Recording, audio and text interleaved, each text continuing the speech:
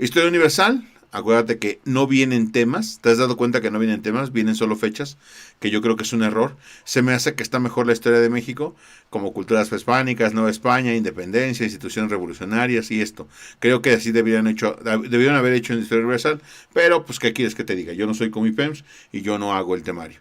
Entonces, ahora mismo ya vimos esta parte, ya vimos antes de esta parte, de hecho en la introducción a la historia, y de mediados del siglo XVII a siglo XIX, ¿no?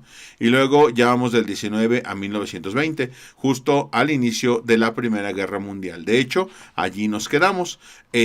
Ya vimos todo lo que es... aquí está... no, aquí está ya. Nos vamos con el siguiente tema ya, que ya estamos más adelante, ¿no? De mediados del siglo XIX a 1920, es decir, como de 1850 a 1920, 70 años de historia, cada vez son menos.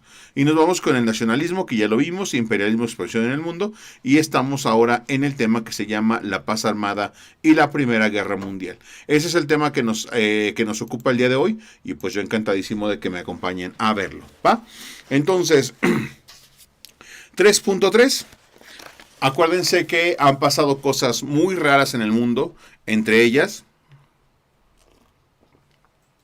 el hecho de que la gente ya no esté conforme con que otras personas quieran entrar a su territorio. Ya pasa algo llamado nacionalismo. Esto no es bueno. Cada vez es peor.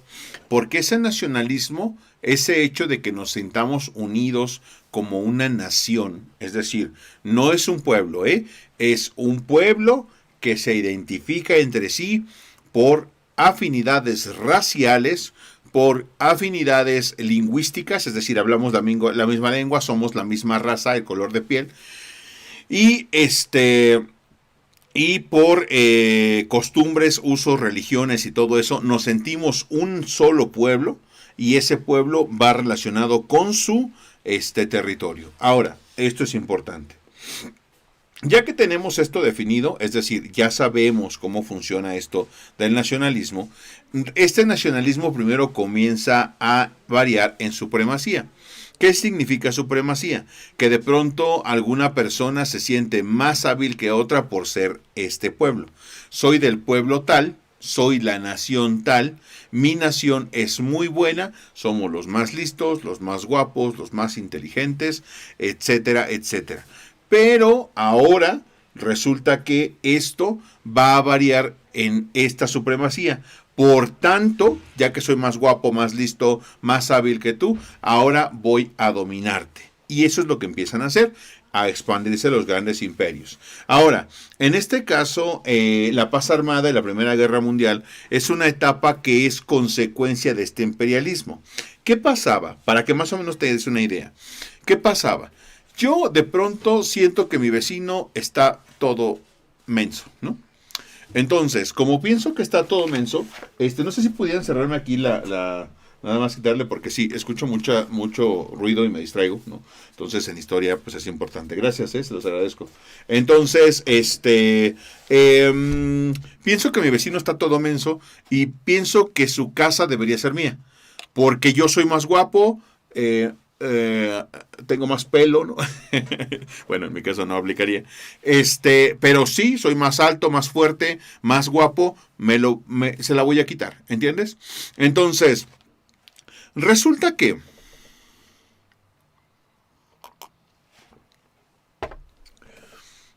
el vecino de enfrente también le quita su casa al otro vecino. El vecino de enfrente mío también se siente más guapo, más listo, más hábil y que lo merece todo. Así que le quita su casa al vecino. Y el vecino de la esquina también le quita su casa al vecino. Entonces de pronto yo empiezo a ver que el vecino de la esquina, si ya se metió con el otro vecino, ¿por qué no se metería conmigo? A lo mejor él siente que es más guapo que yo. A lo mejor él siente que es más listo que yo. Pero el vecino de la esquina y el vecino de este lado también están pensando lo mismo. ¿Y si ese güey se quiere meter con nosotros? Parece una estupidez. Ojalá fuera editado, ¿no? Pero eso fue justo lo que pasó. Te cuento. Al iniciar el siglo XX, las naciones imperialistas, el siglo XX es a partir de 1901 al 2000, ¿vale? El siglo pasado, de hecho. Al iniciar el siglo XX, las naciones imperialistas que se habían repartido el mundo no estaban dispuestas a perder la influencia y el control que ejercían sobre las colonias. Es decir, ya había dominado yo al vecino y yo no iba a perder la casa de mi vecino.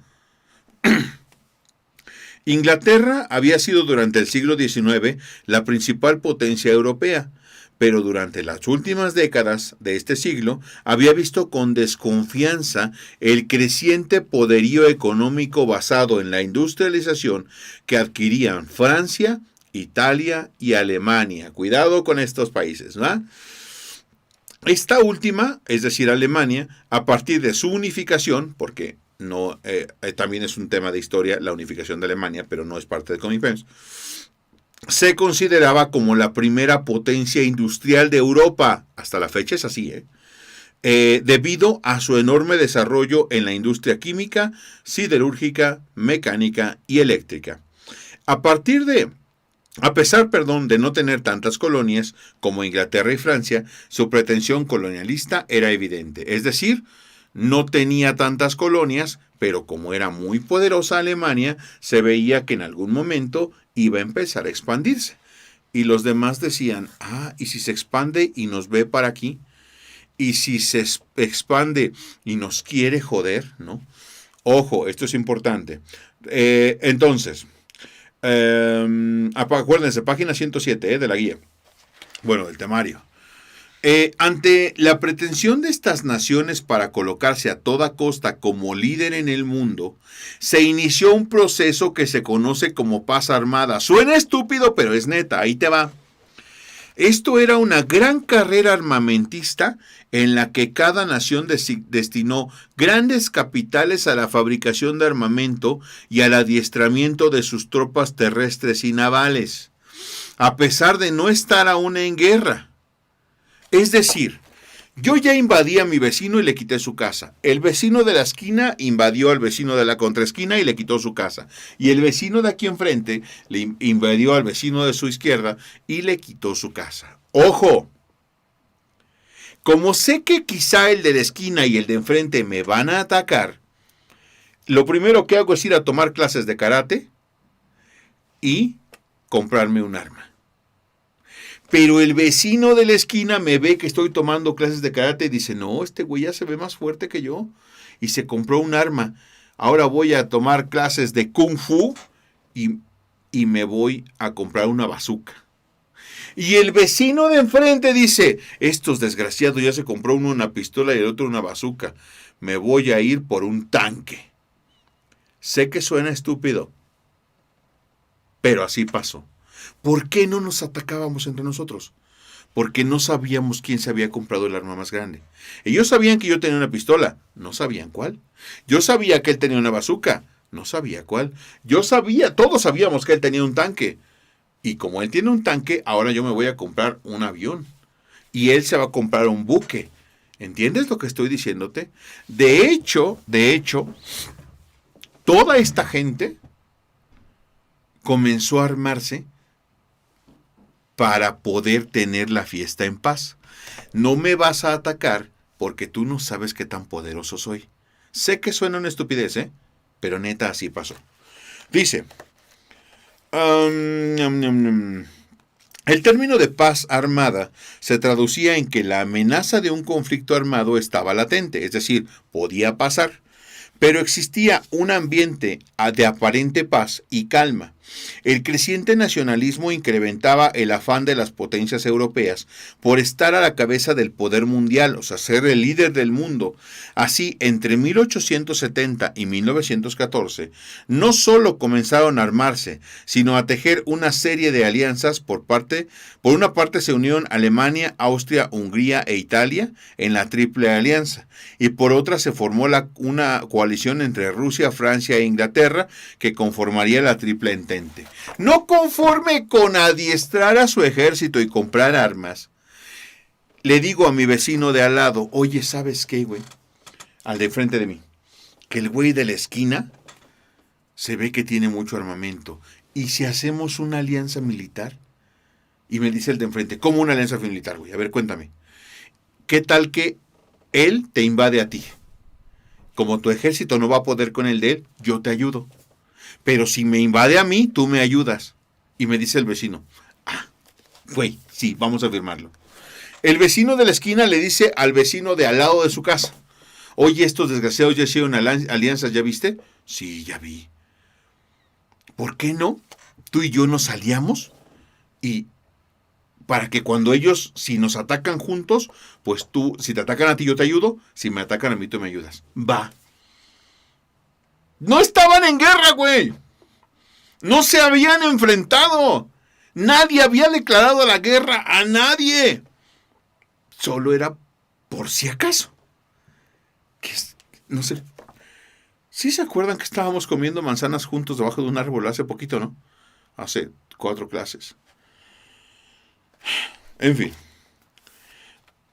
El detonante que hizo estallar la Primera Guerra Mundial fue el asesinato del archiduque de Austria-Hungría en la ciudad de Sarajevo, Bosnia-Herzegovina. Ahorita te lo voy a mostrar para que veas dónde está y por qué fue el detonante, ¿va? Ahí está. Espera, dame un segundo.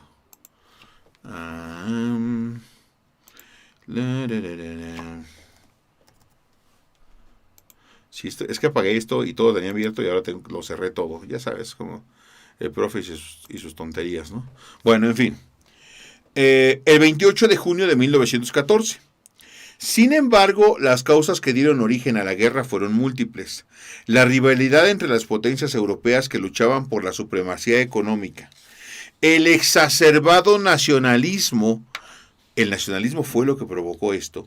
Y el afán de superioridad basado en la gran producción de armas de alto alcance. Desde los principios del siglo XX, Bosnia había sido anexada al Imperio Austrohúngaro. Voy a explicarte más o menos dónde es porque la gente luego no sabe ni por dónde, ¿no? Espera, voy. Austria-Hungría. Ahí está, mira. Esto que ves aquí, ahorita te lo muestro, ¿eh? Pantalla, aquí está. Mira, ¿recuerdas que hablamos de la ciudad de Sarajevo, en Bosnia-Herzegovina? Este era el imperio austrohúngaro. Austria y Hungría era un imperio, ¿vale? Entonces, ahí te va. Dice, chécate. Desde el principio del siglo XX, Bosnia había sido anexada al imperio austrohúngaro. Es decir, Bosnia había sido anexada a Austria y Hungría. Austria y Hungría dijeron, ya, estos son tontos y les vamos a quitar su país. Así de claro, ¿vale? Ahora, la población de origen serbio, porque había población de Serbia, ¿entiendes? En Bosnia. Austria-Hungría había conquistado Bosnia y había población de origen serbio aquí, ¿hecho? Entonces, obviamente, pues mira, Bosnia y Serbia están a un lado, así que había población de aquí. Haz de cuenta que somos el Estado de México y la Ciudad de México, invaden la Ciudad de México y la gente del Estado de México dice, oye, espérate, ¿no? Para que más o menos tengas una idea. Apoyada por el gobierno de Serbia, es decir, la población de gente de aquí, apoyados por ellos, se manifestaron en contra de dicha anexión. Es decir, ellos dijeron, no, pero ¿por qué nos estás invadiendo, güey, no? Y obviamente Serbia los apoyaba, ¿entiendes? ¿Por qué invades un país que no es el tuyo? Por ello, los austriacos, es decir, ellos, los austriacos consideraron que Serbia tenía que ser sometida. Dice, te estás quejando de que los invadimos a ellos, pues también te vamos a invadir a ti, ¿no? Entonces le declaró la guerra el 28 de junio de 1914.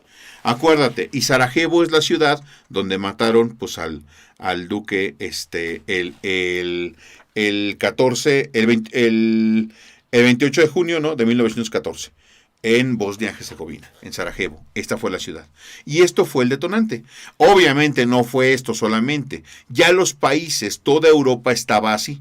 Unos querían ser los líderes, otros querían ser los líderes, otros querían ser los líderes y comenzaban, otros no, Italia también, comenzaban las grandes disputas por territorio en estos lugares. ¿Por qué? Porque todos ellos invadieron, pues, toda esta parte de aquí, o esta parte de aquí, ¿entiendes? O esta parte de aquí, ¿no? En este caso, pues a nosotros México, pero como no nos invadieron, nos quitaron el territorio, pues ya ni nos pusimos al brinco, ¿no? ¿Qué te digo? Así pasa a veces. En fin, bueno, sigo.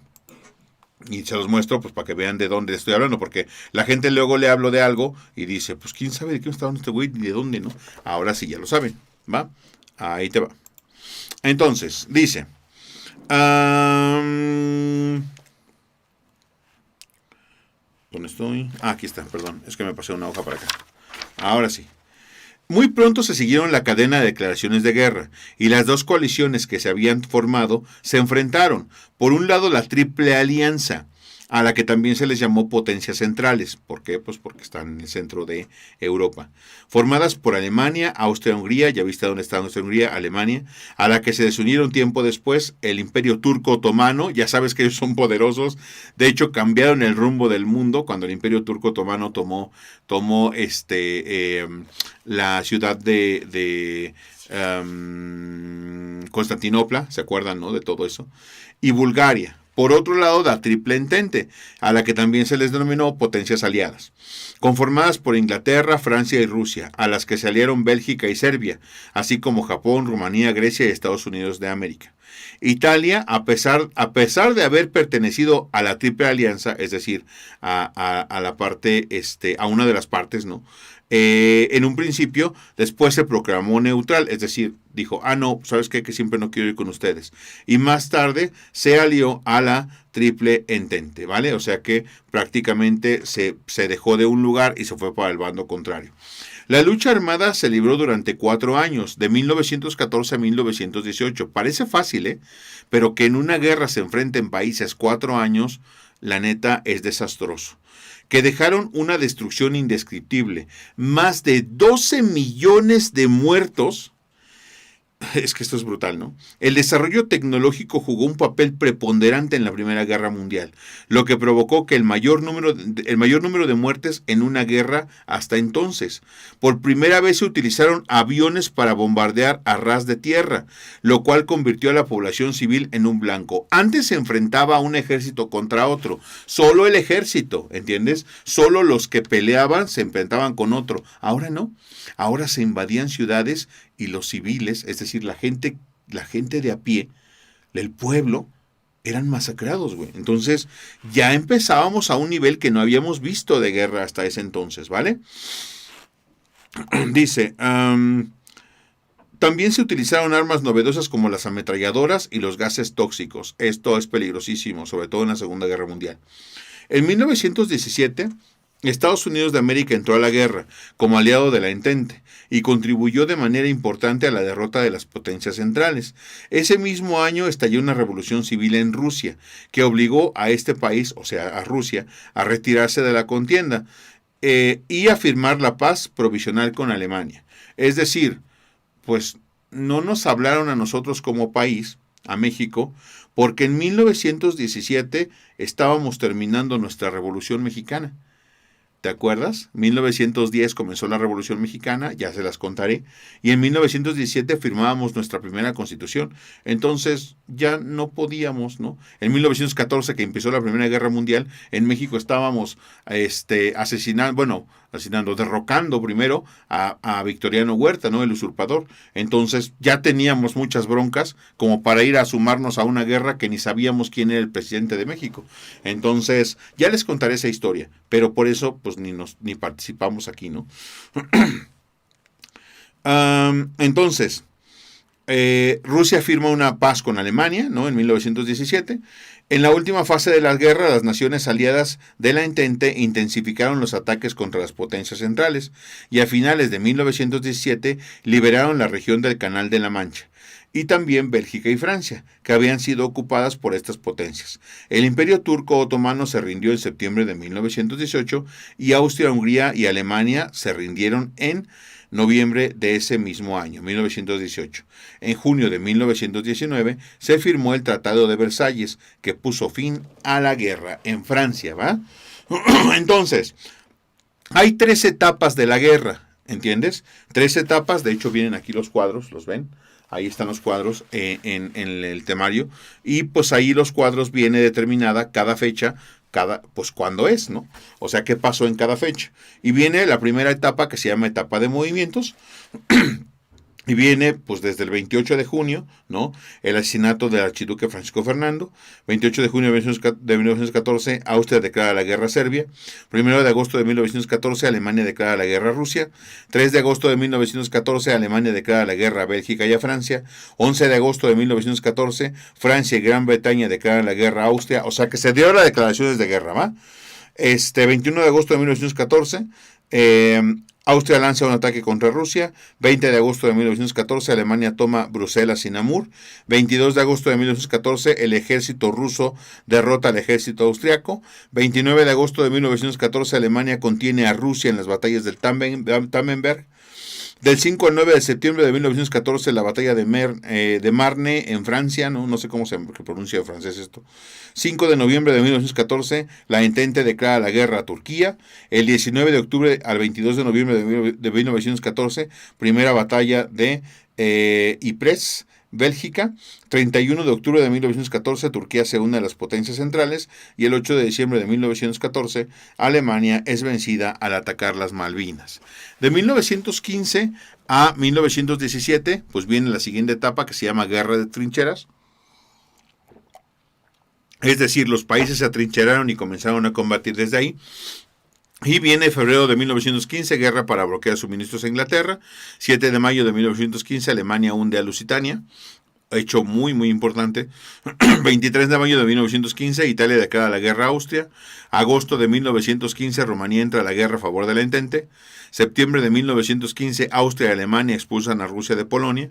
Julio a noviembre de 1916, Reino Unido y Francia tratan de atacar a Alemania en el río Somme, dando pie a la batalla con más bajas en la Primera Guerra Mundial. 27 de agosto de 1916, Italia declara la guerra a Alemania y Rumanía se une a la Entente. Noviembre de 1915, Rumanía y Serbia son conquistadas por Alemania, Austria y Hungría. Y diciembre de 1915, los alemanes ocupan Rumanía. Y ya por último, la etapa de desenlace. Recuerda, 3 etapas de la Primera Guerra Mundial. Etapa de movimientos, guerra de trincheras. Primero se movieron, que fue lo que ocurrió en las declaraciones de guerra. Luego se atrincheraron, es decir, se quedaron allí y empezaron a combatir. Y por último, pues el desenlace. Marzo de 1917, el ejército británico toma Bagdad. 7 de abril de 1917, Cuba y Panamá declaran la guerra a Alemania. Mayo de 1917, tropas británicas, canadienses, australianas atacan a los alemanes en la ciudad francesa de Arras. Y Estados Unidos declara la guerra a Alemania por haber hundido 3 barcos estadounidenses. Y papá Estados Unidos, pues es un ejército muy poderoso. 4 de agosto de 1917, Liberia declara la guerra a Alemania. Julio de 1917, Rusia se retira por una revolución interna, la gran revolución rusa, que lamentablemente no vemos en Comipems, pero que es una etapa brutal en la historia del mundo, la gran revolución bolchevique de Rusia, que es increíble. Septiembre de 1918 se rinde el Imperio Turco Otomano, y noviembre de 1918 se rinde Alemania y Austria-Hungría. Todas las fechas, los acontecimientos importantes, y pues prácticamente ahí en el cuadro para que los estudies, ¿va? En fin, 3.4, se acaba la guerra de la Primera Guerra Mundial y comienza una etapa llamada, un acontecimiento llamada la Paz de Versalles, ¿entiendes? Es decir, en el Salón de los Espejos del Palacio de Versalles, lugar que les dije que tenían que visitar cuando fueran a Francia, ¿no? Se encuentra, pues prácticamente, el Palacio de Versalles, ¿no? Y ese lugar donde se firmó. Ojalá vayan algún día y puedan estar allí y se puedan hacer una selfie, ¿no? En el Salón de los Espejos del Palacio de Versalles, que es un lugar maravilloso y con tanta historia, donde se firmaron los acuerdos. Pero ocurre algo muy, muy raro ahí.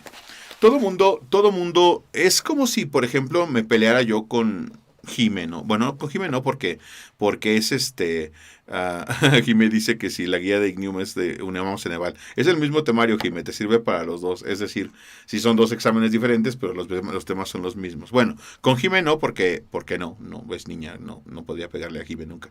Pero bueno, con Diego, aunque sea hipotético, no haría nunca el ejemplo así, ¿vale? Haz de cuenta que Diego Espinosa y yo nos peleamos, ¿vale?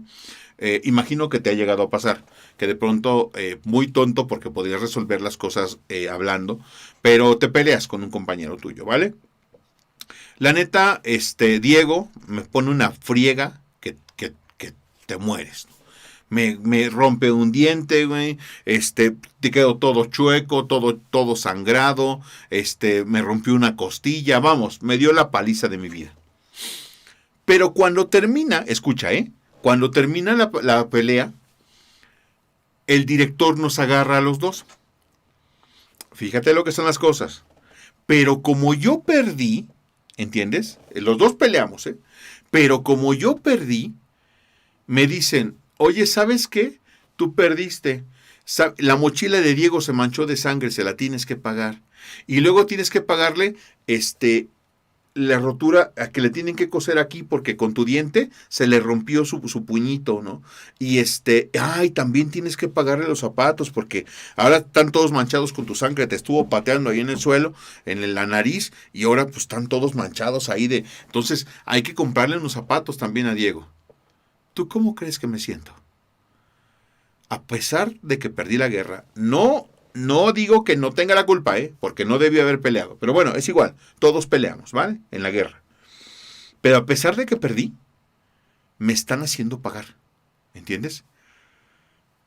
Y eso no acabó bien. Lo único que van a lograr es que ahora odie a Diego, ¿entiendes? Diego obviamente va a decir, pues es lo justo, porque la neta, pues sí peleó. ¿Por qué me hicieron pagar? No porque tuviera la culpa, me hicieron pagar porque perdí. Y eso es lo que la historia no entendía en ese momento, porque no era historia, era el presente. Y ahí te van las consecuencias. La paz de Versalles y sus consecuencias. El 28 de junio de 1919, en el Salón de los Espejos del Palacio de Versalles, las potencias vencedoras acordaron crear un organismo internacional. ¿Cuál fue? La Sociedad de las Naciones. Subrayalo, que es importante. Que se encargaría de mantener la paz en el mundo. El Tratado de Versalles impuso a Alemania condiciones: pagar una compensación económica a los vencedores por los daños ocasionados por la guerra. Sus zapatitos manchados de sangre y su mochilita que mancharon con mi sangre también. Así como ceder territorios a esos países, ¿no? Alemania devolvió a Francia Alsacia y Lorena, a Bélgica y Dinamarca territorios fronterizos. También debía ceder a Polonia una salida al mar Báltico, y entregar a la Sociedad de las Naciones sus colonias y territorios de ultramar. Es decir, todo lo que había conquistado Alemania se lo tenía que devolver a todas las naciones. Por otra parte, el Imperio Austrohúngaro se dividió en 4 nuevas naciones: Austria, Hungría, Checoslovaquia y Yugoslavia. Lo que consideramos o se llama como independencia de Austria-Hungría, ¿vale? El Imperio Turco Otomano perdió sus territorios en Europa y cedió los del cercano Oriente a la Sociedad de las Naciones. Al finalizar la Primera Guerra Mundial, los aliados llevaron a cabo una división y delimitaron las nuevas fronteras, que ocasionarían múltiples enfrentamientos y resentimientos en los siguientes años. Regiones enteras fueron divididas sin considerar las tradiciones y los rasgos culturales que compartían sus habitantes. Si yo ya estaba acostumbrado y quería ser alemán, pues ahora ya no era alemán, ahora era francés. Y no les importó, no preguntaron a la población, estaban siendo castigados, ¿no? Por lo que hizo su gobierno. Ojo, eso es peligroso. Entonces, además, gran parte del territorio europeo fue destruido y su población debió ocuparse de reconstruir su propio territorio. Y comienza una nueva etapa en la historia que se le conoce como periodo de entreguerras. Es decir, entre 1919 y 1939, 20 años, se conoce como el periodo de entreguerras, entre la Primera y la Segunda Guerra Mundial. Imagino que ya intuyen que la cosa no fue buena, ¿no? Imagino que entienden que la cosa no fue muy bien o no les fue muy bien a las personas.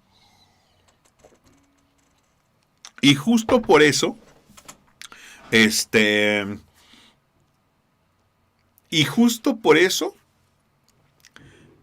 por lo que se viene una Segunda Guerra Mundial. pero hubo otros factores que ayudaron, ¿vale? Nos vamos con la siguiente, déjenme un segundito que tengo aquí una, aquí está. Es que si no, luego ahí estoy llorando que ya se me apagó la computadora y que no sé qué. Ahí está, es que te digo que la reinicié, ¿no? Ahí está. Y luego ahí estoy llorando. Bueno, entonces, ojo, importante. Resulta que... Voy, ten un segundito. Ups.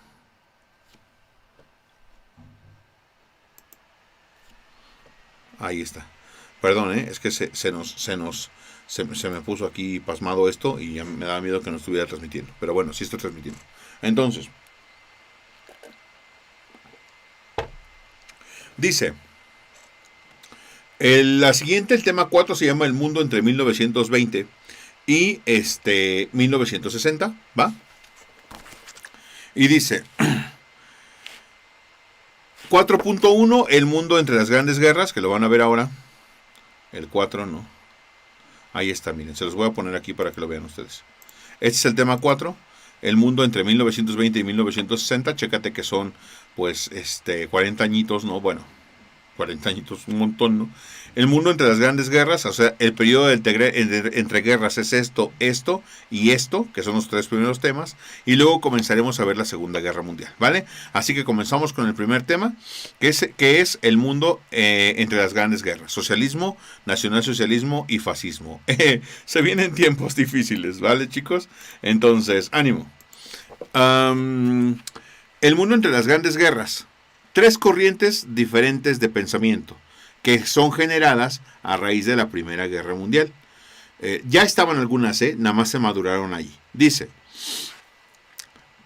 socialismo, nacionalsocialismo, pónganle ahí entre paréntesis, nazis o nazismo, ¿no? Y fascismo. Después de la Primera Guerra Mundial, los gobiernos autoritarios de Europa se caracterizaron principalmente por su oposición a la democracia. Ojo, esto es importante. Cuando pasó la Primera Guerra Mundial, ahora ya no había de que el pueblo vota por sus candidatos, nada. Se acabó la democracia. Se empezaron a imponer dictadores o líderes que no querían la democracia y utilizaban al ejército para darle miedo a la población. Ojo, esto es importante y ahorita te voy a decir por qué. Se caracterizaron principalmente por su oposición a la democracia, por la militarización del Estado y el ejercicio de la violencia en contra de los opositores. ¿No quieres? Los militares van a ir a darte una friega. Ah, no, sí quiero. Bueno, entonces tranquilo. Y el racismo en contra de los pueblos extranjeros. ¿Por qué el nacionalismo es malo? El pueblo que se siente una nación está bien, es bueno que se sienta una nación, trabajan todos para que su nación sea la mejor. Pero esto en el ser humano deriva en supremacía. Y la supremacía que ya se veía venir y que se vio en el imperialismo y que se vio en las alianzas y que se vio en los armamentos, también se derivó a otra cosa peor, al racismo. Ahora mi nación no solo es la más lista, la más guapa y la más poderosa, ahora no te quiero a ti por ser otaku, ¿no? Eres amarillo, güey, no te quiero. Fíjate qué estupidez. Como no te pareces a mí, ahora te odio. Eres negro, te odio. Eres latino, te odio. Eres japonés, ¿no? Asiático, te odio. Porque no nada más soy superior a ti, merezco ser mejor que tú. ¿Entiendes? Parece una estupidez, pero de verdad es así. Entonces dice, el racismo en contra de los pueblos extranjeros. Los principales ideales políticos y sociales que sostuvieron estos gobiernos autoritarios fueron el nacionalismo, que promovía la unidad de la patria y el militarismo, y que exhibía la fuerza militar, era de vital importancia para garantizar toda seguridad del Estado, a la nación y al poder dictatorial. Entonces, el nacionalismo derivó en odio a los pueblos que no son el mío. Es neta, tú a veces te preguntas, ¿de dónde viene el racismo? estás viendo el nacimiento del racismo, güey, ¿no? Y fue el siglo pasado, ¿eh? No te creas que fue el siglo pasado. Te odiaban solamente por ser de una raza distinta. Digo, ya había pasado con los negros siempre. De hecho, la mayor cantidad de negros, pues la mayor cantidad de esclavos, pues era de otra raza, ¿no? Pero, pues era por pueblos. Ahora te hablo de cualquier raza que no sea la tuya. Y esto va para toda la gente aquella que decía que Hitler y que Heil Hitler, ¿no? No, no funcionaba así. Socialismo, primero, ¿va? Surgió durante el siglo XIX como una ideología social dirigida a la transformación de la organización política y económica de los países que se perfilaron dentro de los lineamientos del capitalismo, ¿no? En los países capitalistas. El objetivo del socialismo era en general atraer los beneficios obtenidos de la producción hacia los mismos productores, configurando la ideología de una sociedad en la que las características principales serían la abundancia y la igualdad. Te explico. El socialismo viene como consecuencia del capitalismo, ¿no? No de la Primera Guerra Mundial. Entonces, ¿a qué se refiere con esto? Supongamos que nosotros tenemos, tu mamá trabaja en el Superama, ¿va? Tu mamá trabaja en el Superama, en Walmart, en donde sea. ¿Sabes cuánto vende al día tu mamá? Un montón de lana. Es decir, vende muchos productos. Entonces, esos productos que vende los compra a un precio más bajo y los vende a un precio más alto. Y eso hace que entre miles de productos que vende el diario, pues se ganen millones de pesos en una tienda de esas, ¿vale? Ahora, ojo, voy por partes. ¿Qué pasa con ese dinero? Una parte de ese dinero es obvio para comprar más mercancía. Otra parte de ese dinero es para pagar impuestos. Pero una parte importante de ese dinero es la ganancia. ¿La ganancia para quién es? Para pagar los sueldos de tu mamá gana 6,000 pesos al mes, eso le van a pagar el sueldo del seguridad. Entonces, ¿cuánto queda? Pues como un 20%. ¿Y quién se lo queda? Walmart, ¿no? ¿Por qué? Porque es el dueño. ¿Qué pasaría si los trabajadores de Walmart fueran dueños de la tienda? ¿Crees que ganarían 6,000 pesos mensuales? No. Tu mamá ganaría 100,000 mensuales, ¿no? Porque es lo que repartiría. Y la ganancia no se repartiría al dueño, no se le daría al dueño. La ganancia se le repartiría a todos los trabajadores por igual. Eso es lo que pugna el socialismo. El socialismo dice que todo el Estado debe ser dueño de todas las empresas y todos debemos trabajar para que a todos nos toque el mismo sueldo. Es decir, no porque tú seas barrendero y tú seas lo que sea, vas a ganar más, ¿no? Cada quien va a ganar porque todos vamos a ser iguales ante la ley y ante el Estado. Se ve bonito, pero no funcionó. No funcionó.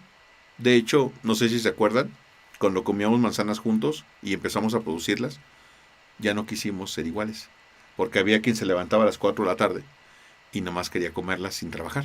Entonces, no funcionó. Se ve muy bonito. En la teoría se ve precioso. Te juro que yo, cuando estaba en el CCH, decía el socialismo, ya. Y no funcionó en ningún país del mundo. El ser humano, es lamentable lo que les voy a decir, pero es cierto.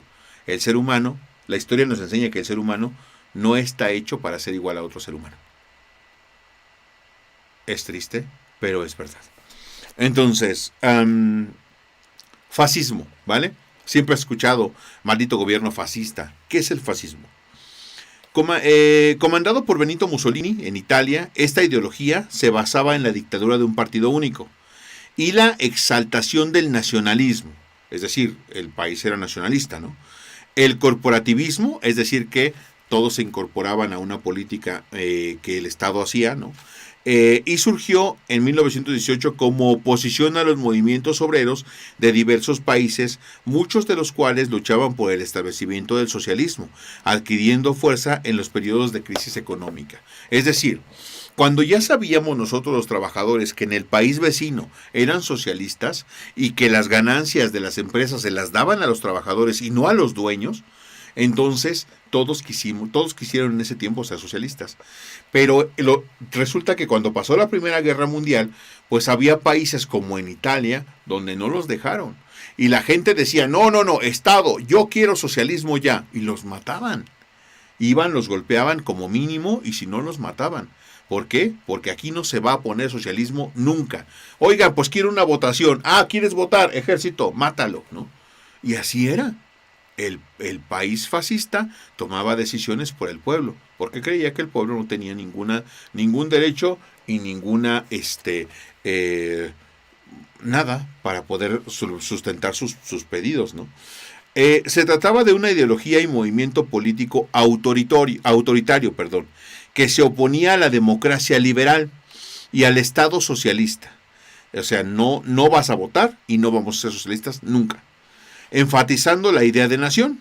Se consideraba una ideología totalitaria en cuanto que quería intervenir en la totalidad de los aspectos que atañen la vida del individuo. Es decir, quería saber qué hacías, cómo lo hacías, dónde y por qué.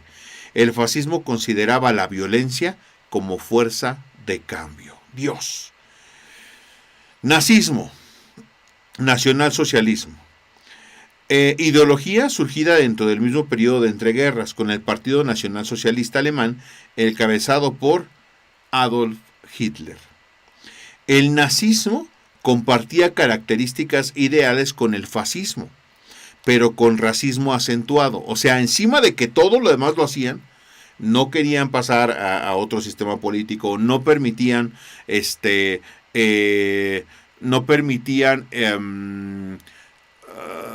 las votaciones, etcétera, ¿no? Porque ya el partido nazi al final se quedó como el partido que regía las cosas en Alemania, ¿no? Porque, ojo, antes de seguir, sí viste que dice nacionalsocialismo, ¿verdad? Los nazis eran socialistas, ¿sí entiendes? Ahí hay un problema, ¿no? Racismo acentuado sobre todo con los judíos y se notó con el Holocausto, se los voy a contar. Ninguna otra raza étnica, y eso va para todos los idiotas que ponen una esvástica nazi en su perfil y dicen Heil Hitler. Ninguna otra raza étnica era aceptada por los nazis. Es decir, si tienes cara de artesanía totonaca como todos los mexicanos, por muy güerito que quieras parecer, no te iban a aceptar, güey, te habrían hecho jabón, ¿entiendes? Es neta.